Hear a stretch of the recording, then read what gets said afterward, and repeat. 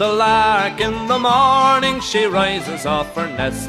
She goes home in the evening with the dew all on her breast. Unlike the jolly ploughboy, she whistles and she sings. She goes home in the evening with the dew all on her wings. Ladies and gentlemen, you're very welcome to this fortnight's episode of the Fireside Chat, the official podcast of Club Ballyteague's Legion of Larks. This is a Paul Winters production, brought to you in association with our commercial partner, one of Ireland's fastest growing construction companies, Kildare's very own Kelby Developments Limited.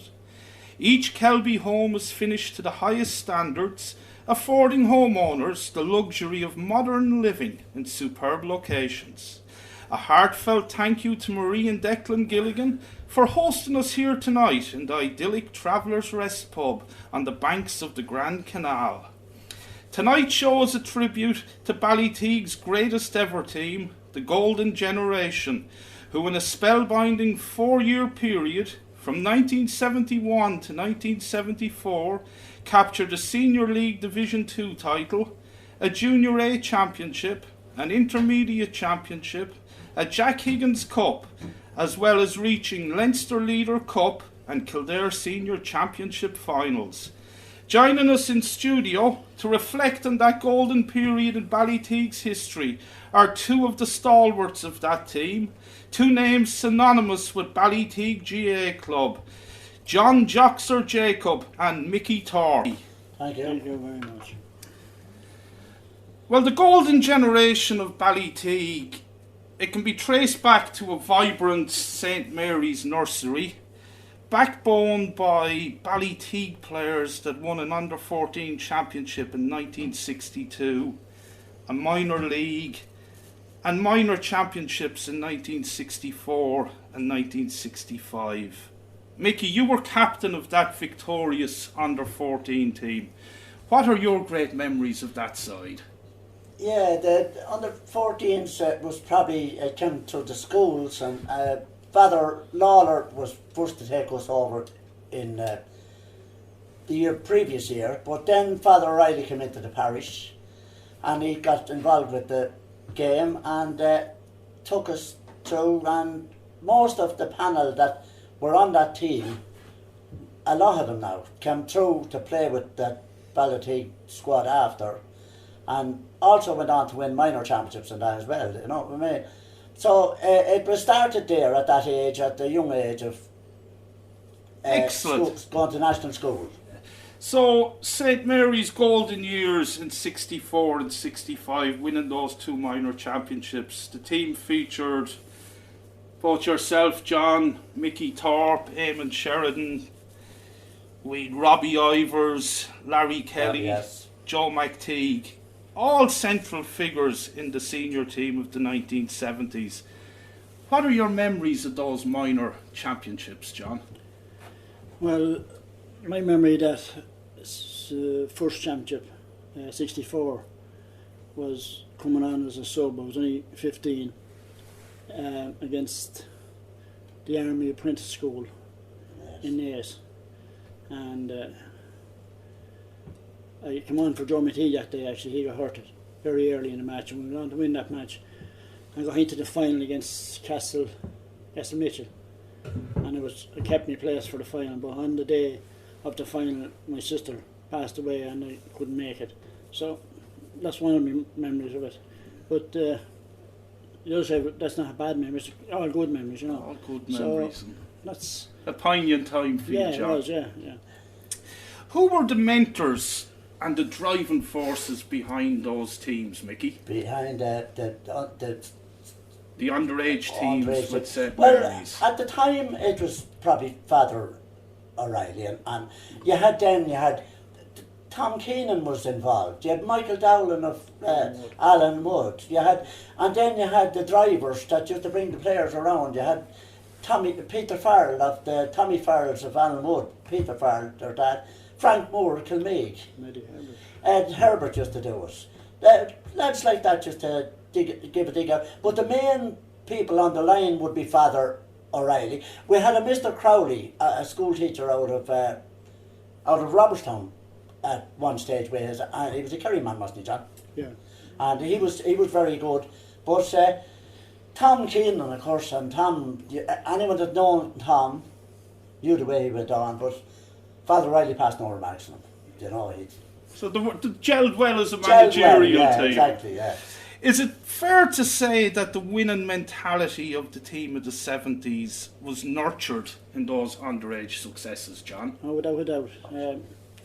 We were a unit together, the whole of us, and we played and we trained up in Kilmegan and Mickey Lyons' field, Mrs. Gregg's field at the time. We'd go up there. Eamon Sheridan used to pick me up on the push bike. I had no way of travelling. He'd give me a carry on the push bike up, and we'd come home from there and he'd stop at the Traveller's Rest. And I had no money as well either, but Eamon would always get me an ice cream and a mineral. And just soldier together. All the lads were the same, very close, you know. Excellent. And the question to both of yous, in 1962, when you won that underage championship, both of yous played on the team. Ballyteague won their first ever adult championship, a Junior B championship. Who were your heroes that you looked up to on that team, Mickey? On the 62 senior team. Well, we would have looked up to the like of the Gilligans and the Jacobs, and there was Paul Brannan and all them lads. There was several Mickey Lyons, and there was Joe Keeley. You could go through a heap of lads now, and I don't want to be leaving out lads. Yeah, but there is lots of lads that would have been played on that squad, and we used to be following them. I think Seamus Brennan would have been a sub on that team, wasn't he, John? Yeah, he was a youngest player. And the Nugents and all them crew that were there, and they would have been our heroes at the time. At the time, and great And models. we used to go down then, as John was saying about the training and all that with us.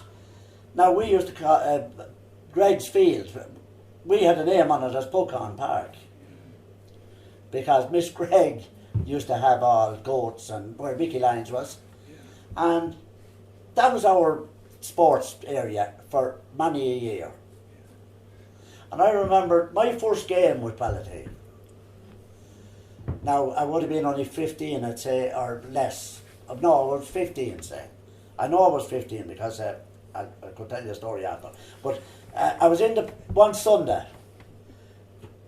We were up in Puckon Park, as we called it, and Robbie Ivers and ourselves. And there used to be lads up there with, some lads would have boots, some lads had no boots. There'd be rubber boots, you name it, they'd be all there kicking every evening.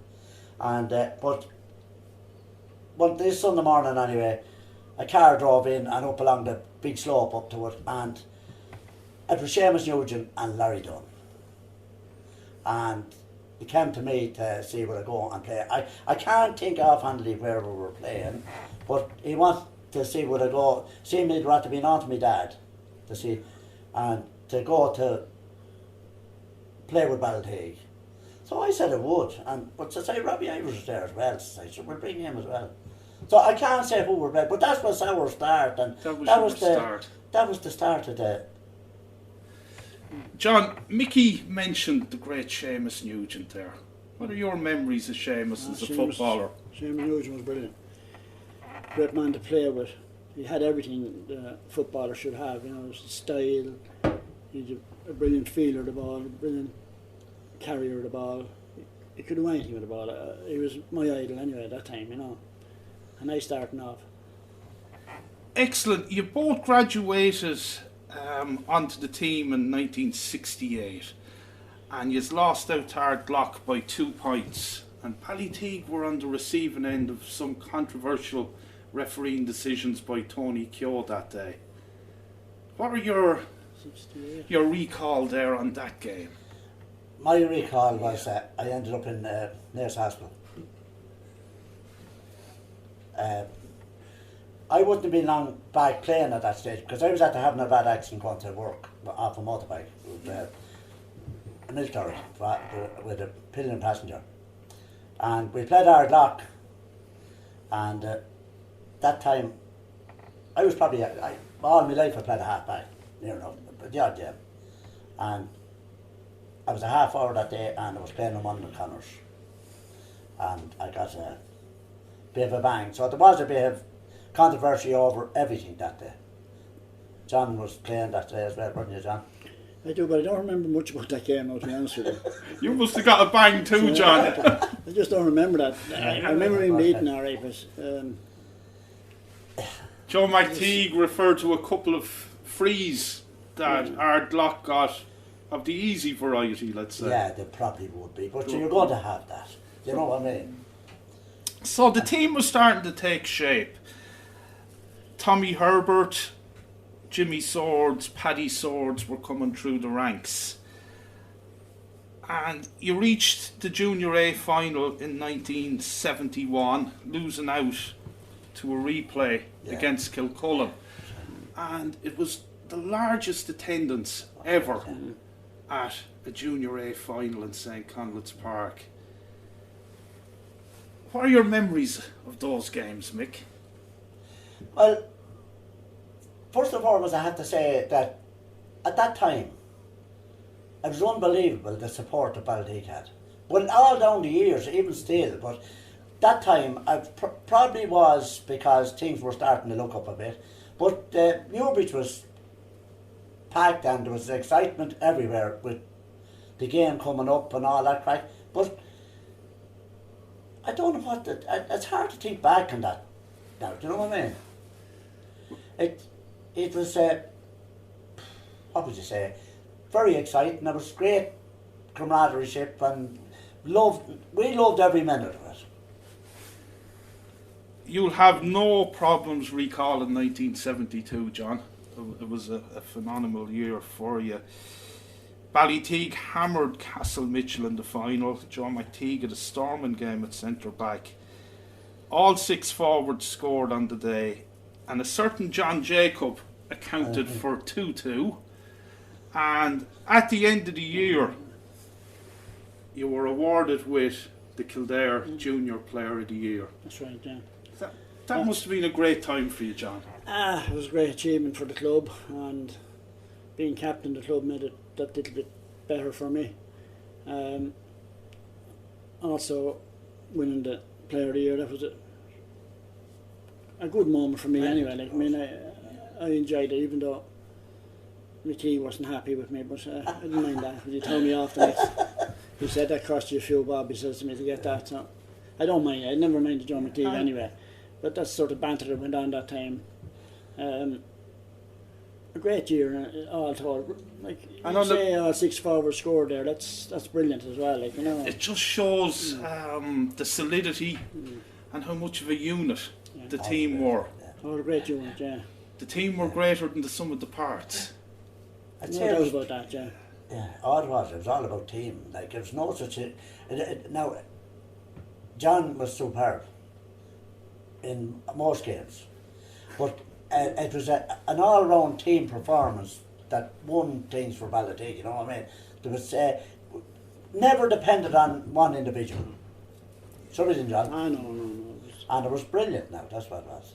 And, like, you can pick out players, but on different days, players turn out better, you know what I mean? And they do different things, and it was a great achievement, and it's probably one of the only times I wouldn't have played in the forwards too often. Yeah. I was a forward that day. You still accounted for a couple of pints, Mickey? Not a pint or two, but you know, I wouldn't have been known as a forward. It was kind of a stopper at the time. Is it fair to say, John, there would have been a lot of leaders on that team? You could say 15 leaders, because everyone played their own part, and even though I was captain, and it was great for me. I remember that same year we won. I had 5 cups at home, I think. Four anyway. The Leader Cup. You had the Morden Cup. The Morden Cup. Yeah. Jack Higgins Cup. The Britannian tournament won that. We won a tournament at Garvin as well the same year. So I had 4 or 5 cups at home that year. It was great. I had photographs with the kids at home. Like, you know. So the wife was doing a bit of cleaning that year. She was supposed to be busy. Excellent. And you'd county recognition that year, yourself and Seamus Brennan in the junior teams. You had Joe McTeague on the senior team, and the two Swords brothers and Tommy Herbert. Correct. Yeah. Won Leinster under 21 medals against the star-studded Offaly side that year. That's right. Sean Lowry and them guys. So it just goes to show you the strength of Ballyteague at the time. Brilliant. And there's some very strong units within the team. The half-back line, Joe McTeague anchored in the middle, and either side you had the Swords brothers. Not all the time now. Yeah. No, he was there. Oh, not all the time. Oh, you were brought back the odd time, Mickey. I was a halfback, and Paddy. 1 year was it? Well, a couple of games that Paddy and Joe McTeague and Seamus. But it was normally myself and Paddy and Jimmy. They were the halfback then. Excellent. And We played Clane now, and Clane had their half forward line was Pat Condy, Mickey Coney, and Mixer Condon, and that was the semi final, wasn't it, John? Yeah. And they were their half forward line, and we were playing on them. so, And we broke more than even with them. so you had a lot of versatile players there that could well, play in you the had to stand up. forwards, in the backs. One of the features of that 72 side was Tommy Herbert and Tommy Hayden in the middle of the field. How strong of a midfield partnership was that, John? Well, Tommy was the man to go up for the high balls. He got all, and that's Tommy Herbert now. He was a high fielder, and Tommy Hayden was a great runner and fairly accurate as well. Like, and he done Trojan work, but they were a good. And then sometimes when Tommy Hayden wasn't around, we brought out Paddy Swords there, like another big man, you know. So we had plenty of ability around that area, you know. That sort of a team, that sort of setup. That's why you're just saying that lads could play anywhere. Most of them, you know, could set like with Johnny Leeson half forward, and then he was back half back. You know, that. And no one gave out the forward. No. All of the paper reports refer to an extremely fit and well-coached side. Could you tell us about Pod Moore and the other members of that management team? Are you going? No, go ahead. We probably started off with Paddy Higgins, wasn't it? Yeah, Paddy Higgins, yeah. Paddy Higgins, and he was an ex-army man, but he was our trainer and that, and we were probably at that time, we were probably equal to the fitness of players nowadays, because our main ability was to speed and moving the ball rapidly, and Paddy Higgins started it, and Pod came in then, and he kept it going, and they were brilliant. Now there was no, they never. I remember nowadays you can't go and have a pint or anything like that. Time we'd play a game maybe in Newbridge or let it be where it may be, and Paddy Higgins had said to us in the dressing room after the match, he never criticised anyone, always praised them, but he'd say, the first thing he'd say, look at lads, we're going to such a place and you can have a Lucasade or a pint, whatever you want, and we'll have a chat about the game and do that sort of way. And they were the backbone of us, kept us binding together. We trained them 3 years, John, wasn't it? We consisted training the whole year round. Through the winter now, yeah. We done training up to Christmas. How many nights a week, John, would you have trained? Well, we would have started off with say 2, and then you do Sunday morning as well, like, you know, if you hadn't a game that weekend. And a big difference to today's era, a lot of the guys would have worked in physical jobs. There would have been a lot of manual work, so right. you were actually fit from your daily regime. And that was my job anyway. I was carpenter up in roofs and everything like that, carrying up tiles and doing all that sort of work, so you were basically fit all the time, you know. I often went home from Mass on a Sunday, 11 o'clock Mass with my father and mother, and it could be a field of hay down. And that time there was no such thing maybe as you get forks to go out to turn it. And you'd have to have that done, and you might be playing a match in Newbridge at 3:30. That's the way it was done. Like, there's no such thing as, you can't do this now. You have to be playing a match at such a time. And that was your warm-up. Myself and John and all our teammates, they all did likewise. Do you know what I mean? They all worked and done their jobs. And would it be fair to say, and I gathered this from listening to the commentary of both, it was really a family unit, that Ballyteague side? Oh, without a doubt, it was family. So I go back now a bit further than that to 65 when I came on first. Mickey came on, Robbie Irish came on, and Em Sheridan. 4 of us came on the one day. We were 17 years of age each, and we came on all the one side of the field, and we played Carby in the first round of the championship. And we absolutely annihilated them. Now that would be Carby's junior team, like, you know, we were only junior at the time. But to see 4 lads like that come on, stay on from the minor team was brilliant, and I was still playing, and 40 years later I was still playing. that's right. Yeah. Never lost it. And I never, would you believe, from 1965 till the time I finished, I never missed a championship game. Never was dropped or taken off. Great, wasn't it? That's an amazing record, Oh, That's Joxer. something that won't be got again for a while, you know. That won't be too easily No. achieved. Looking back on it now, almost 50 years later, it's hard to believe that in 1972, Ballyteague won a Junior A championship, reached the Leinster Leader Cup final, losing by a single point to a star-studded Carbery team. Alan Wood reached a Kildare Senior Championship semi-final, and Milltown won an intermediate championship. Like, that just showed an amazing strength of the 3 teams In the parish. in the parish. Did the success of the other clubs and the rivalry, did that inspire that Ballyteague side? John? No, yeah, certainly did. Like, you weren't going to let them get the better of you, you know. You had to get out and prove yourself, not probably against them, but prove yourself against yourself even. Like, I mean, prove that you could play as good as them or better than them. And of course then when you did meet them, you had to beat them as well, and we did most of the time. It's very seldom any team in the parish beat us that time. And it was the strength of football in Allen. Yeah. Like, it was phenomenal. It was brilliant, yeah.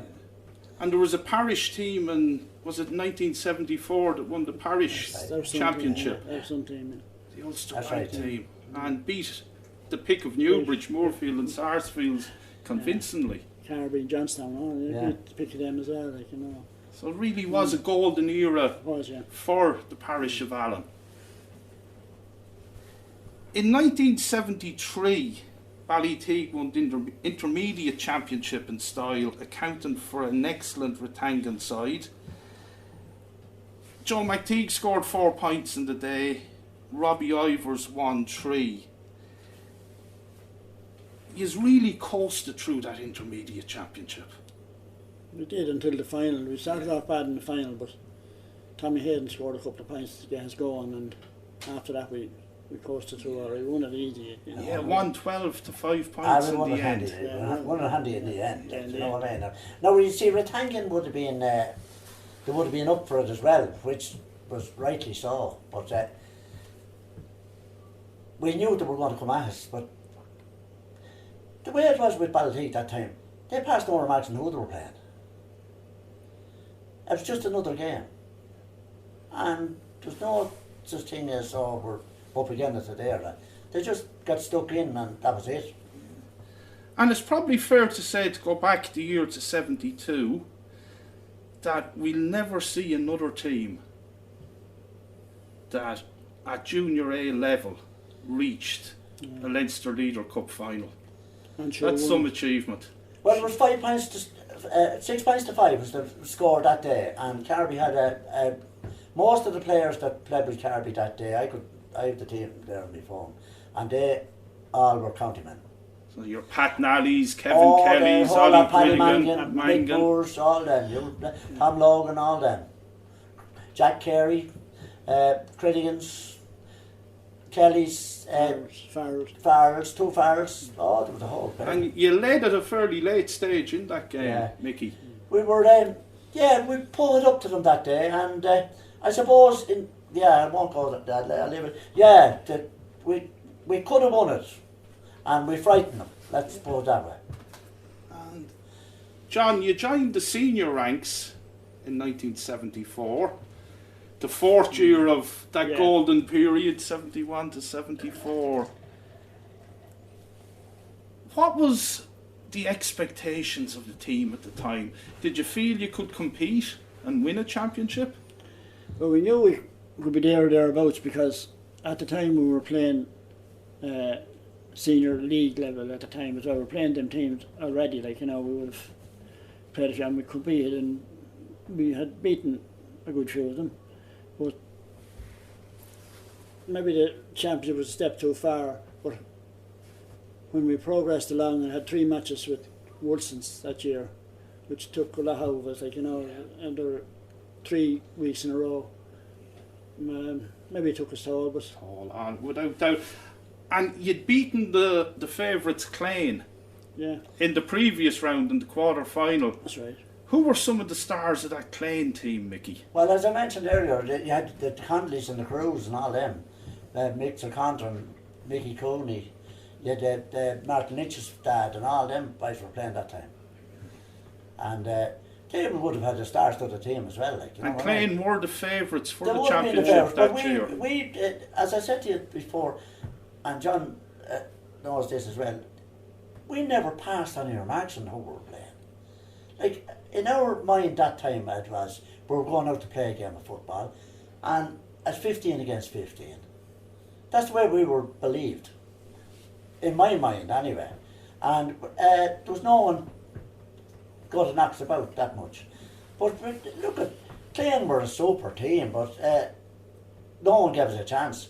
But as John says about, we got over them and we went into the Woolston's game. And you see, in fairness, we were at coming through so much for so many years without getting a break. And the 3 games against Woolston's, now don't get me wrong, someone said about refereeing decisions and that, and John maybe doesn't remember this, but a refereeing decision led to the replay. The first one, we had the beaten. And it worked out that we turned round, I was the half back that time, I'll never forget, I had it right under the stand. And Seamus, John's brother, was in the goals and the whole lot, and Tommy Welch was playing corner forward, but it worked out that Tommy's was a brother-in-law of the referee. All right, John? Correct, yeah. And we came along and we all turned to walk out. We got to blow the whistle for a free out. And the next thing, Tommy Welch Picked it up, stuck in the net. That was the. And you see that game, that was our county final in the next game, and we still didn't get over the next one, so we had to go to a third one.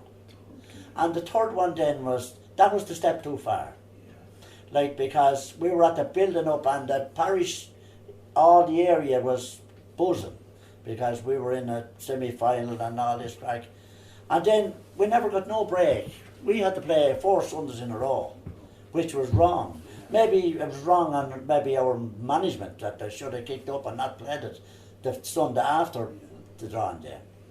And not alone that, but that St. Wolfston's team, backbone by the Donovan brothers. Right, And I was speaking to Tom during the week, Tom Donovan, and his dad would have played on the day, and he remembers those 3 games as being very physical. Worry hell. Would that be fair to say, lads? We wouldn't be physical. No. It was hard, it was tough. But at the time, you got a good belt, you took it. And if you got your opening, you got a clatter back at whoever was after doing it, you watch for your chance and do it. But not illegally. Yeah. I'll say that on record. John, you're detrimentalised. It reminds me, and it's often said in Meath, that the 4 championship games with Dublin in 1991, Meath got to the All-Ireland final, but they were a tired team, and Down won the All-Ireland. But there is a persuasion there in Meath that says if Meath had got over Dublin the first day, Oh, correct. they would have won that All Ireland. Yeah. It was likewise with us, with Wilsons. Yeah, let's see. Now, not taken from Carby, but Carby won on the day. And we were just, really and truly, the Carby game was, it wasn't a true account of us. We played Carby then, what was it, 3 or 4 weeks. I know it was in the league or wherever it was, blowing Carby. Remember that, John? And we beat Carby then the following, but that was no good. They were at the win the championship. You know what I mean? So it was as you were talking about the Meath and them, but the game the 3 extra games ruined us. And with doubt took its toll on the team. We'll go forward to the final, and despite the exertions of the year and those 3 tough semi-final games, John, you were leading at half-time against Carbery, but Kevin Kelly took control in the second half. Did actually from the throw in, the ball was straight in and he punched it to the net. That was the second goal. There was a goal before that, the cornerback, one of our friends plucked his foot and stuck it in the net. It was a pure accident, like Dermot Riley. Dermot Riley got the ball out in the wing. I was playing on Dermot. I used to be given the job of picking up these fast lads, unfortunately, and Dermot Riley was, I think Pat Moore was his uncle, was he, John? Could have been. I'm not sure. But anyway, Dermot played with the county anyway, but he came along and he got no lot and he just kicked it for the sake of kicking it. And Danny Heavey was and Seamus Brennan, both of them went for the ball and knocked it into the net. And that for you, Mickey, was the turning point of the game.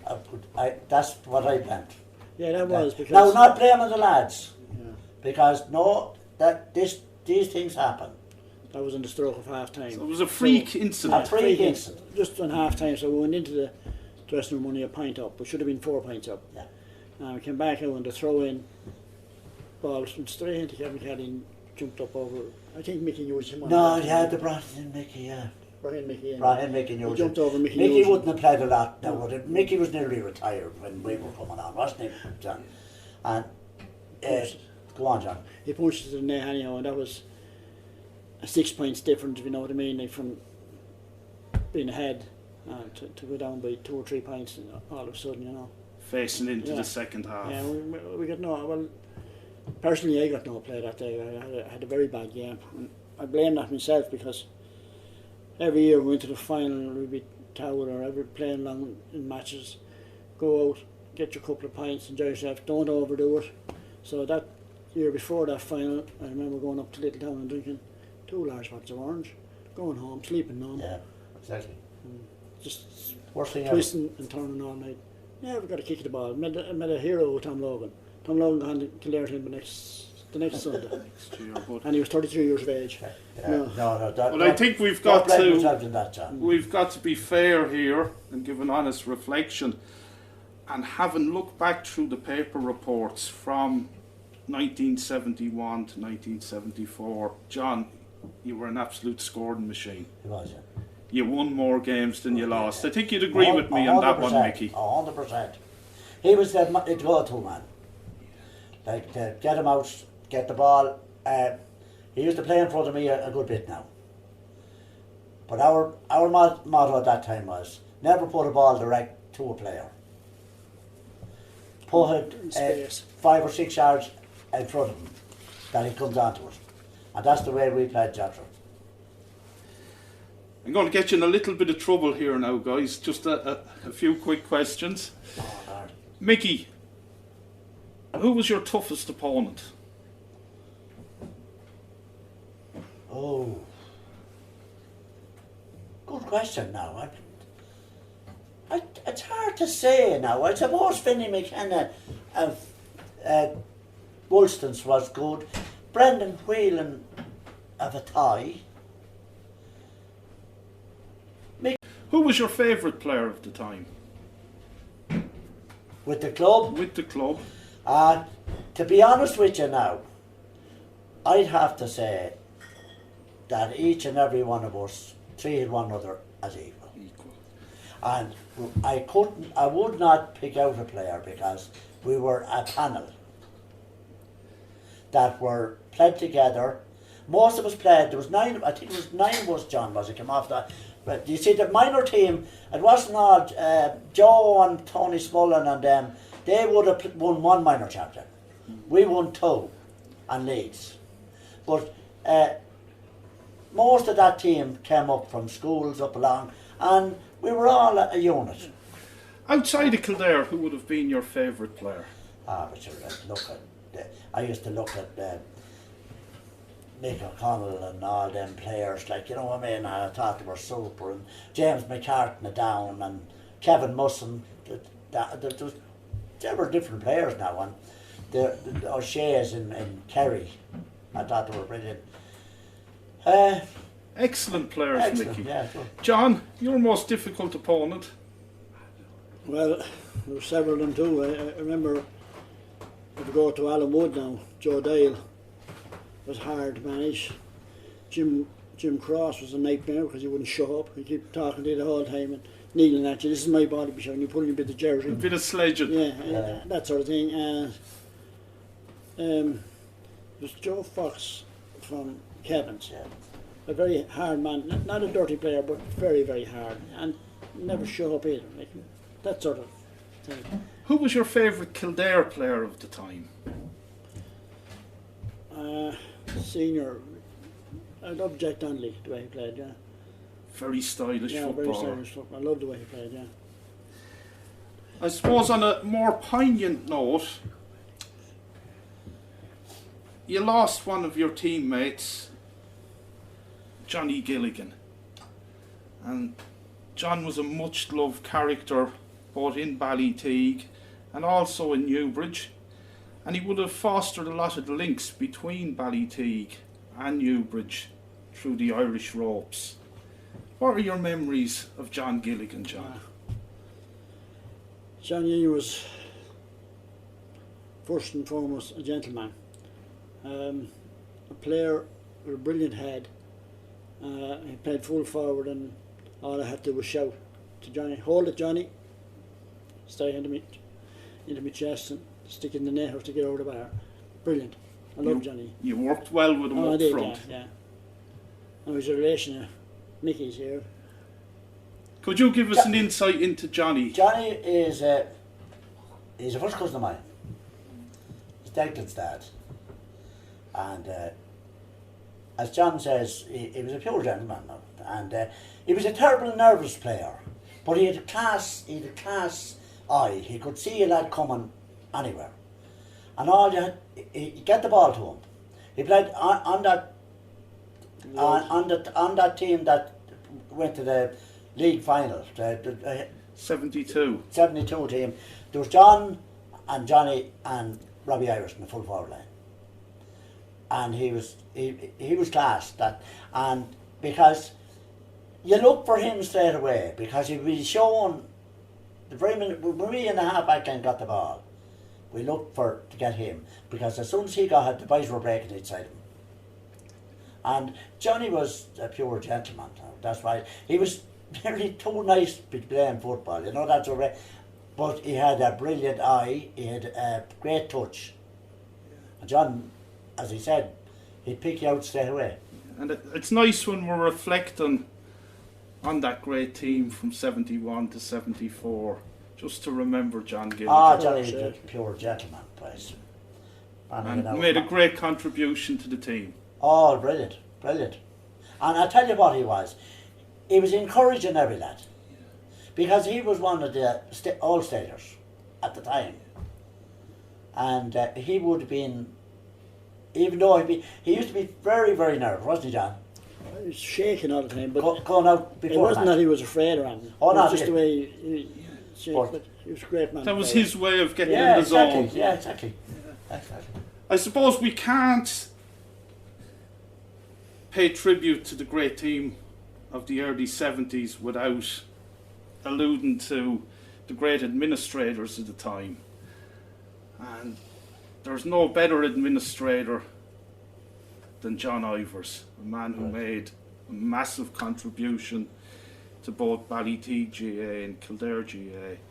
Could you give us an insight into the secretary back in that early period in the 70s, John Ivers, Mickey? John was a man that everything had to be done yesterday. Not today, yesterday. And he was so punctual with everything, and he insisted on everything had to be up to standard, and he lived for the Ballyteague Club. And like everyone, he had his downsides because he'd tell you to do a job, and when you'd come along in a day's time, maybe you'd go to do it, he'd have it done. And he'd go back and say, oh, sure, I told him to do it, he wouldn't do it. But that's the way he was, like. But no, he put serious work into Ballyteague. He was, at the time, he was the main man for Ballyteague. And no doubt John's organisational skills Right. greatly enhanced the preparation of the team, Oh, Joxer. yeah. All the time. If you were going out to play and you'd be turned up with All the an odd problems, stock or wrong coloured togs, you were going mad. You know, he'd change it, make you change it. You know, he wouldn't let you out without the proper gear So on you. he instilled a level of discipline. Oh, He'd yeah. be going around in the dressing room, wouldn't he, John? You're looking in your bag. And you're watching you tabbing out. What are you doing with that? That's not That's not up to Ballyteague standard. colours. Oh, yeah, exactly, yeah. And he gelled very well with Mick Gilligan, the chairman at the time. Yeah, that's right. They were a great partnership by all accounts. Yes, yeah. Oh, they would. Well, he used to gel with most of them, and Kid Jacob and all that was there as well, like, you know. And he used to work with them, and like he does Trojan work in the area. We will now take a quick commercial break. When we return, we will be joined in studio by former Ballyteague and Kildare footballer Shea Walsh, who will share his thoughts on the golden generation of Ballyteague and the road to 74. Club Ballyteague has been established to help finance the strategic development of Ballyteague G.A.A. Club and to promote our cultural and educational values. The Supporters Club is delighted to announce Paul Galvin as our new design partner. The award-winning fashion designer and four-time All-Ireland Senior Medal winner will be designing our bespoke once-off member jackets. For just €5 per month, we are calling on all friends of the club at home and abroad to join the Legion of Larks. Please contact any committee member for further details. You're very welcome to the Fireside Chat, Shea. Thanks, Alan. What are your memories of the golden generation? As I said, when Joe popped in here a few weeks ago, we were speaking about my earliest memory was, as I said in the last episode, was the Wolstons game. I was probably, as I said, about 9 or 10, I wasn't sure. I remember going week in, week out, as I said this on Joe before. So that match went to, as Mickey said there, a 3-match trilogy it was called, and it was a 3-match trilogy. The weather that day was I think that spell was very warm, wasn't it, Michael? It was, yeah. Yeah, it was exactly, very warm, exactly, yeah, it was, yeah. And there was a big crowd. Huge crowds. And you know, as I saw my father brought us, and of course we come back every week, it was draw. It's one of them games. Yeah. I keep going saying, repeating myself. I said the last time, but it was one of them games that kind of stuck in my mind for a long time. I was only a young lad, a child, but these lads, I probably didn't recognise that. I probably didn't realise I was going to play a little bit with maybe two of them. I think Michael had given up, but you gave it up in there. What did you stop? I think it was 89 I retired. Was it, yeah? I played a bit with the juniors after. You played a small bit with the juniors, Yeah, that's all, and I packed it up. But I remember watching Mickey, and I as I got a bit older after, I remember Mickey, and Mickey played in the half-back line. I always watched Mickey, he always played. That time, I think Ballyteague wore, I could be wrong, a black Knicks. That's right. That had a number on it. Correct. It wasn't seen a lot on GA that time. That's right, yeah. It was kind of a fashion thing, wasn't it? It was, yeah. That was John Ivers' idea, was it? Yeah. Yeah. And you had to match the number with the number on your back. So you were Yeah, seven, that's right. 7 on the Knicks, 7 want to be the back. Right. And knowing John would say it would have been crazy if you had 9 on your back and a 7 Knicks. It wouldn't have been nice to hear. No. Oh, that wouldn't work. Sure wouldn't, John. No, that's not But John as well, I played a bit with John near the end. John was, I'd say he was beyond the twilight of his year at that time.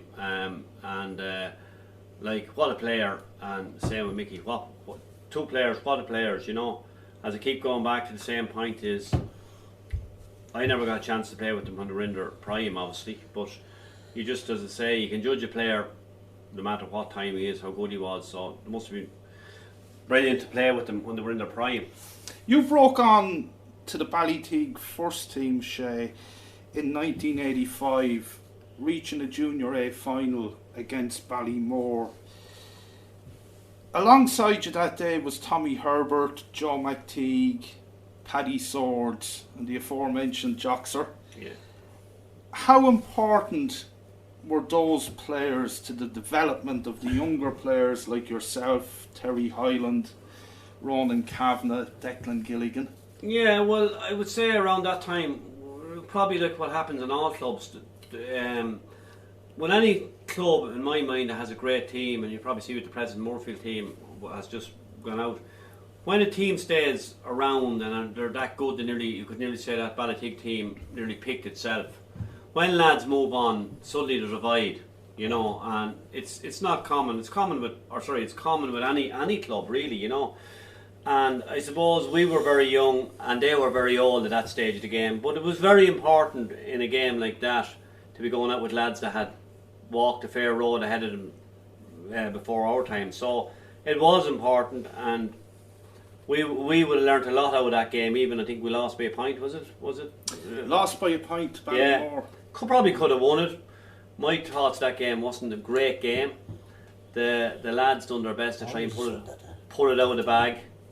I think it was Ballymore, Mick. Yeah, there was a point in the end. Yeah, I think it was a sub that day. Yeah. It was dubbed as the Tommy McKenna final. Tommy helped himself to 1-3 in the day. Yeah. Come on. We could have.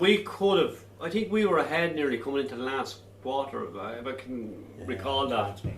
But look, Did Simon Murphy have a big hand in it? That's right. Yeah. Simon Murphy played, I think, in the middle of the field. I was at the being on a wedding the day before. Yeah. In the middle of the field. But like going back to that point, Alan, the boys, Mickey, John and Joe McTeague, that was probably their final swan songs, their wave into the sunset. And like at the end of the day, when you looked at, and I think John mentioned he was, what age were you that time, John? What year was that? That would have been 1985.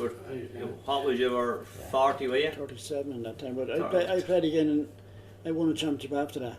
You won a B, didn't you? No, A championship. Did you? That's right, you won a Junior A, yeah. I won it during one of the proudest moments of my life. I won it with playing with Declan. That's right, yeah, correct. You stayed on. That's right, You stayed on. I think Jim Hanavan, wasn't that? Joe packed it in after that. Joe played a bit of junior after the second team football. But it was a great game, you know. And have you any good stories about John Jacob, Shay? Yeah, well, as I say, when I started to train with Ballyteague first, I went down to Ballyteague, of course. I was only probably 18 at the time, and John was probably 38, maybe finishing, and we were doing a bit of training. I don't know who was training us at the time, but we were playing a bit of backs and forwards, and of course, you'd be playing in the back line, you'd kind of fancy yourself, you know, you'd say to yourself, look, I'll handle this lad, he's well over the top at this stage of the game. Yeah.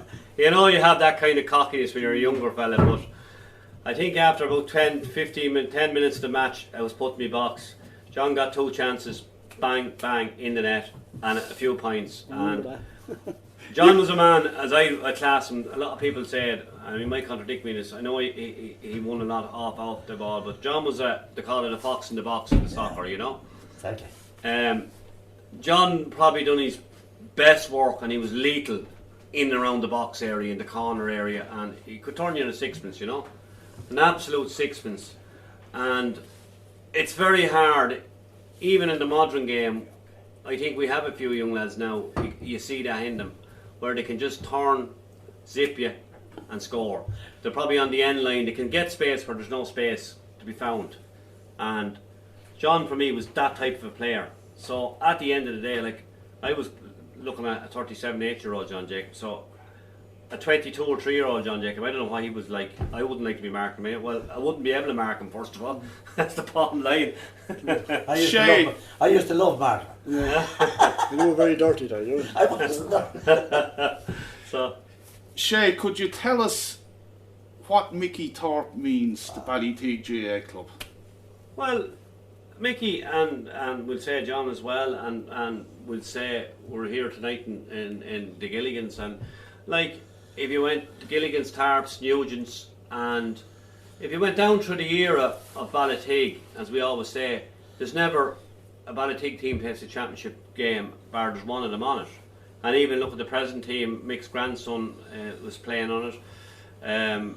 Glenn, exceptional player, I think, a lad that's going places. With John's son, I played with him, Declan, excellent player, you know, and Jacobs, Nugent's, Tarps. It's been always, you know, I consider myself a blow into Ballyteague, you know, and I don't mean that in a bad way, you know what I mean? These been three generations, you know, so, like, you know what I mean? You'll never meet anybody that say, where are you from, Ballyteague? They'll either mention one of them three names, you know? And while tonight is a tribute to the team of 1971 to 1974, I think it's very important to recognise two outstanding families, the Thorpe family and the Jacob family. John, your grandson has played, your son Declan has played. He was an exceptional player, winning an intermediate championship. He won the Leinster Minor Championship with Kildare in '87. You've touched on it before. You got to play with Declan. That must have been one of the most special moments of your career. Yeah, it certainly was. Just to have him there beside you and laying out him and know that he was there. But he was also a very good player, and he could score as well. You know, he could score with either foot. So it made me very proud to have him there. Very happy to have him there. Would it be fair to say he was a similar player in style to yourself? He wasn't as good as me, but I hope he's not listening to that. Excellent. Yeah, very well said, John. Very well answered, John. Yeah, I loved playing with him now because he always came. I was full forward at the time, and he'd come flying to you and just pass us going over the bar, you know. He used to mind you as well, doesn't he? He looked after me, yeah. And it's great to see, John, that since he retired, he's put a lot back into the club. He's served as chairman, as senior team manager, underage coach. That must make you proud as well. Yeah, he was that sort of a chap that could chair a meeting, chair a club. He could do that. He had all that them things about him, which I had. You know, I could only play the football. I couldn't. You hadn't interpersonal skills for committees. No, I hadn't at all. No. And the committees could be quite political. So a big well done to the Jacob family for their outstanding contribution to Ballyteague, and also your brother Seamus, who you played with in goal. The kid forward, was Yeah. another brother, yeah. And then you would have had nephews to have played and are still involved. I actually played once with two of my sons one year. We won the league. You remember that year we won the league? Declan and Philip. Two of them played, two corner forwards, and I was full forward. Two in the one line, you know. So we go from one outstanding family, the Jacobs, to another outstanding family in the community, the Thorpes. Mickey, you've played. Your son Pádraig has played, and he's currently the chairman of the football committee. He's totally dedicated to his community, his club. You must be a very proud man. I am. When you see the work that Pádraig's putting in. I love to see it. There's times I say to myself, I say to him as well, like, for God's sake, because we're farming, and I'm nearly gone by that stage now, but he does a lot of that work for me. So there's times when you'd need him there, and he'd be saying, "Oh, I have to go to such a place, I have to go to a meeting or that." Now we were gone away from it for a while, but he's back in it, and yeah, I'm very happy to see him involved in it, and he is I have two sons and a daughter, and I have to say I have to hold my hand up to them. They're top class. And they've done you proud. And I have a grandson playing now that I'm very proud of. And that's Dermot's son, Glenn. That's Dermot's son, yeah. yeah. And some say he's like the granddad as an attacking halfback. Mightn't be as dirty. He's not as greedy anyway. Well, that's said Joxer right out, huh? Joxer, look at all the balls I gave you.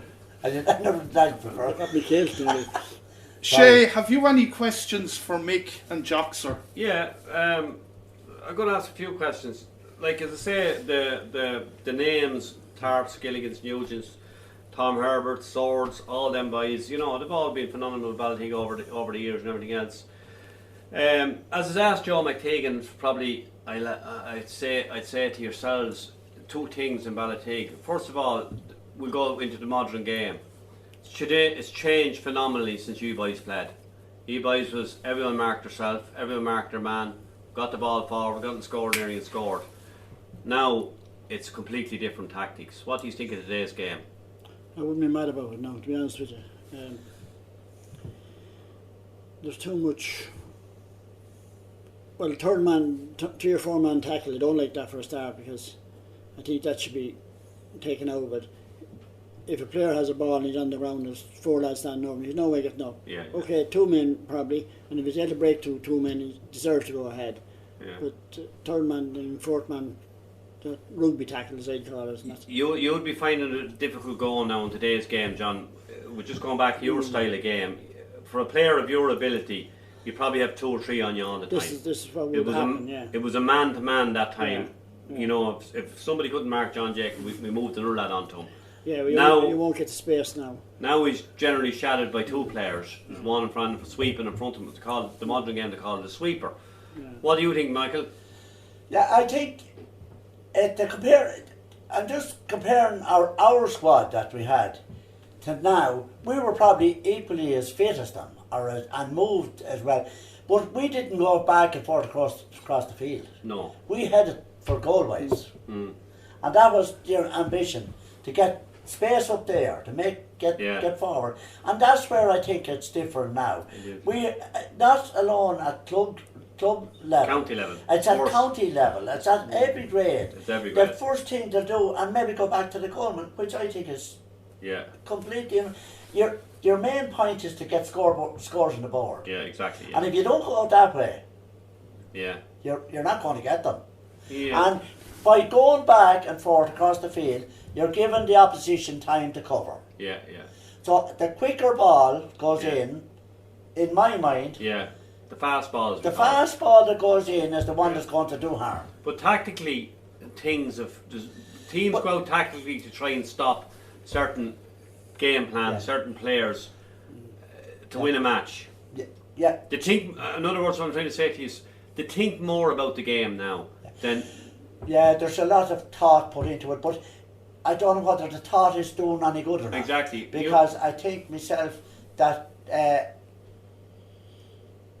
as we were saying, the quicker ball, if you give a quick ball into to the goal area, you're giving them no time to think. Yeah. And they have to be on the ball. But also, I don't know, I think myself that there's too much emphasis on, the referee is probably too strict at the moment. Yeah, I agree. Because they're simple little things. In our days now, like you'd be half killed and you wouldn't get a free. You had a reason to lie down when you're saying, Michael. Oh, without a shadow of a doubt, and that's why you always kept the prop up to make sure you were safe. No, there you are, that's what I say. That. Just going on the club, lads. You started probably. We're trying to reel you back. When you started training for Ballyteague, where did you train first? Puckon Park was it you called it? Was it or? Oh, that was younger age. I was at school. Yeah, but where? Well, that's where I was. But then when I now John would have been the same. But when I started, then when after that incident with James News and that, I was out to play a bit with Ballyteague. See, but Alan had a squad at one stage. Yeah, that was correct. Yeah. And I went up there a few times. A brother of mine used to go up and kick around there and that. But I came along and I went.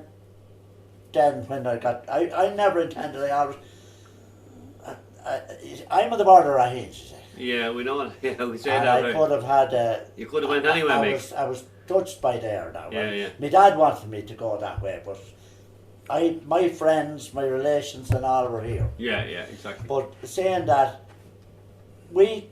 after that, about being above in Puckon Park, we used to come down to Ballyteague. Was this But that time... was the original pitch, yeah? The pitch was there was no building, no nothing. There It was was just a gate. basically a farmer's field. The gate was there and rabbit burrows, and that was the whole field now. Yeah. For us to go, John will verify what I'm saying.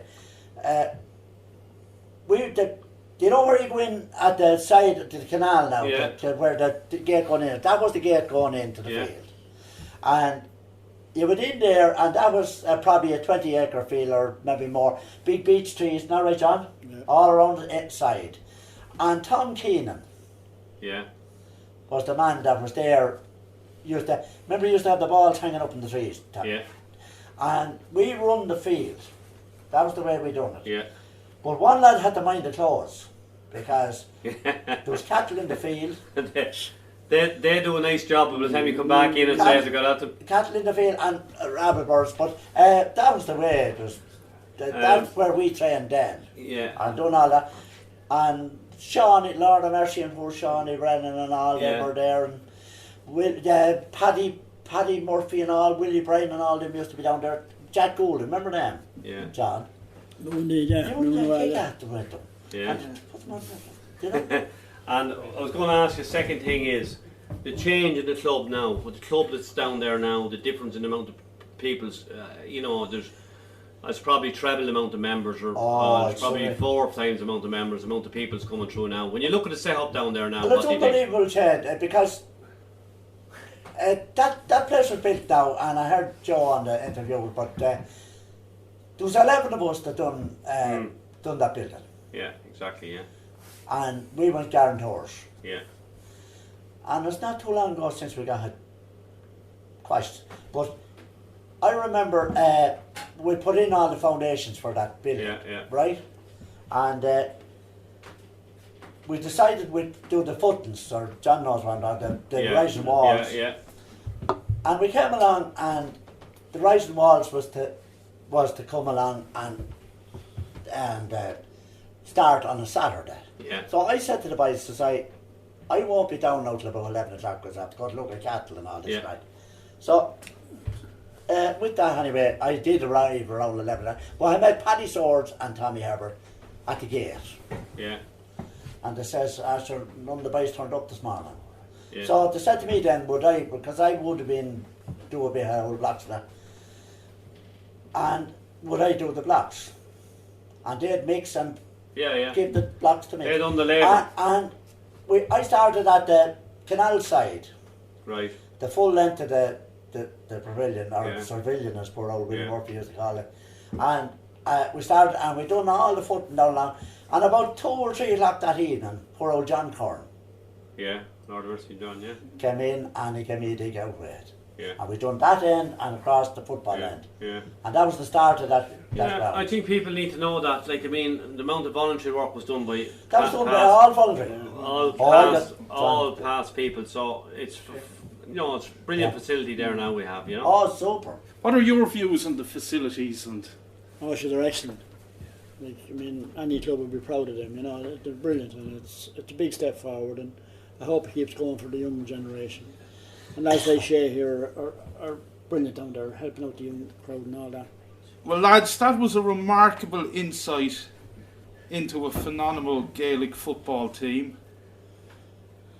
Senior Division 2 league winners, Jack Higgins Cup winners, Junior A champions, intermediate champions, and finalists both in the Senior Championship and the Leinster Leader Cup. And I'd like to thank you, John and Mickey, for joining us here tonight on the Fireside Chat. It's a pleasure. I have to thank both yourself and Shay and Paul, is it? Oh, For doing the interview, and I'm delighted. I hope it goes well, please. You're 2 absolute gentlemen, you were 2 outstanding footballers, and long may the Jacob and Thorpe names be synonymous with the club of Ballyteague. Thank you.